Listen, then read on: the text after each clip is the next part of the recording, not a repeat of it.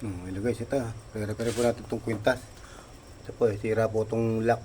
Yung pinaka, ano yung sa dulo yun. Nakakabitan po natin yan. Yan.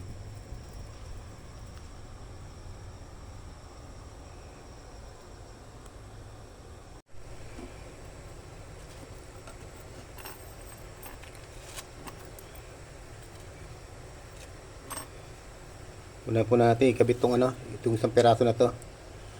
Kasi sayang pagka hindi kinabit, kaya kailangan ikabit natin yung itong isang peraso na to. Yan.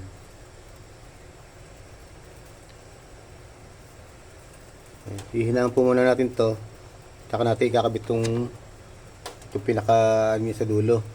Sayang pagka hindi natin kinabit, baka matapon lang sa may-ari. Yan.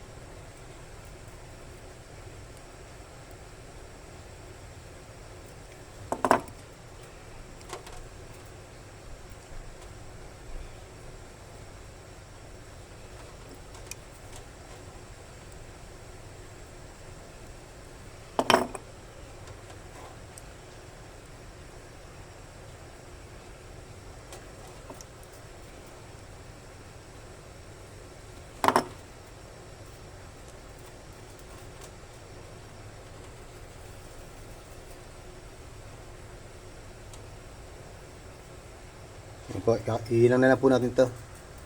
Yan. Ito po, hilangan na po natin.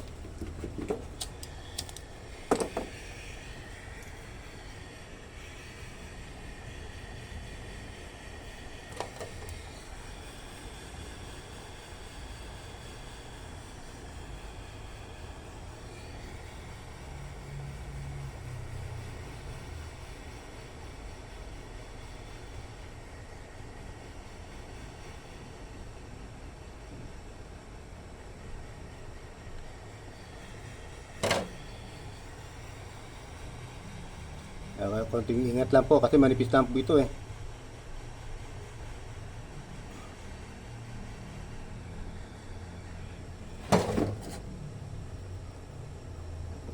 Kailangan po natin yung kabila para sigurado matibay.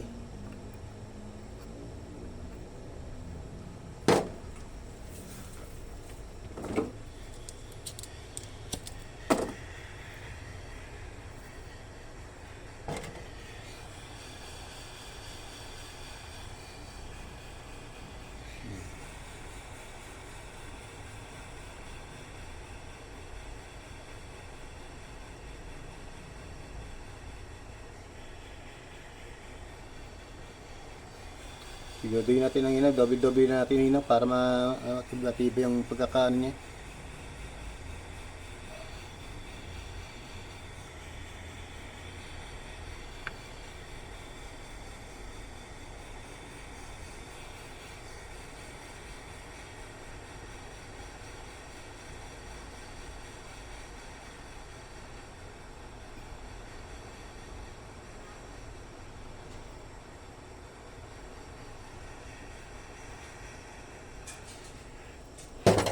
Ayan po.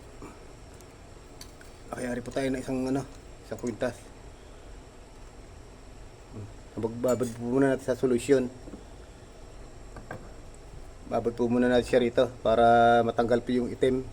Pagkakahunog. Pagkakahinang. Ayan po.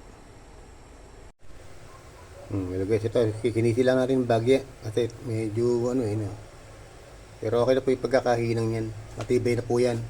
Pinisi lang po natin ng bahagya.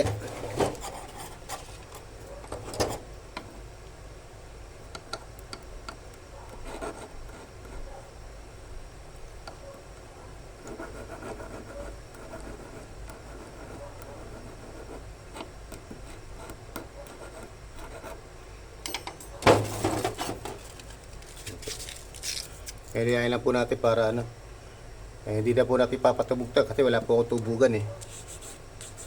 Malayo pa po kasi tubugan kaya lilinisin ko na lang.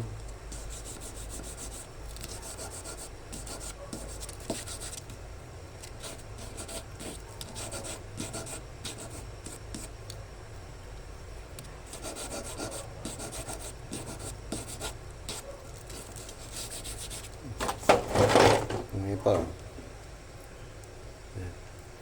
Kakawit lang po dito yan. Ayan. Kakawit na natin para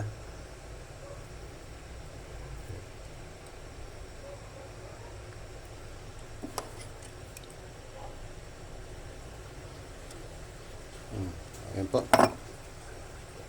Okay na po yan. Ayan, nakatato tayo ng isang repair na kwintas.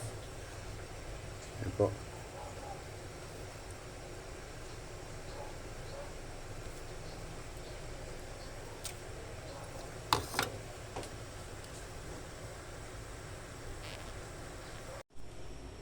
So guys, ito, binabad ko lang sa tubig na may sabon para madali pong para lumambot po yung mga dumi niya.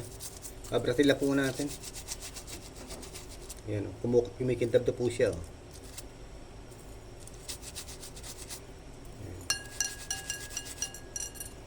Linisin na po natin yung bagya. Kasi pwede naman po hindi tubog to, mataas naman po kasi yung ure, okay.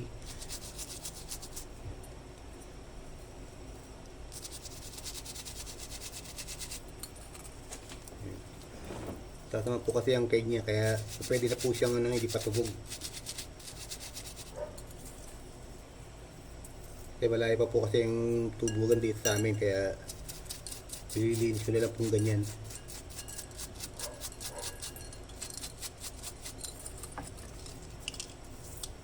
Sandali lang po yan, maganda naman po kulay eh.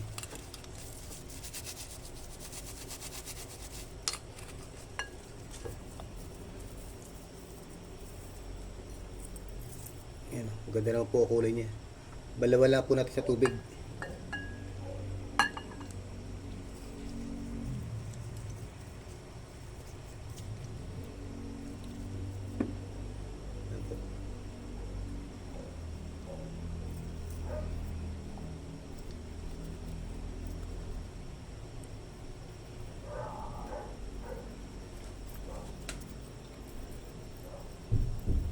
Salamat po. Thank for watching. Pataat po tayo ng isang kwintas na repair.